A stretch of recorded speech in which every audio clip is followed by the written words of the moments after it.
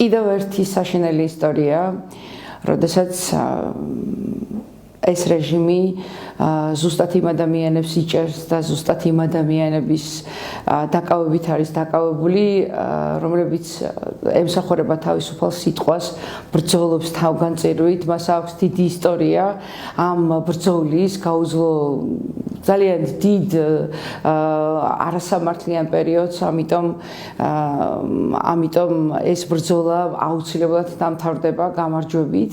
მნიშვნელოვანია გვესმოდეს ჟურნალისტის საქმიანობის და მიზნის შესახებ, რადგან თუ ჩვენ არ გვეყოლება ღირსეული, სამართლიანი, გულწრფელი, პროფესიონალი ჟურნალისტები, ჩვენ ვერასდროს ვერ გავიგებთ რეალურ ისტორიებს, ვერც ჩვენ შესახებ და ვერც ჩვენი ქვეყნის და ჩვენი მომავლის შესახებ.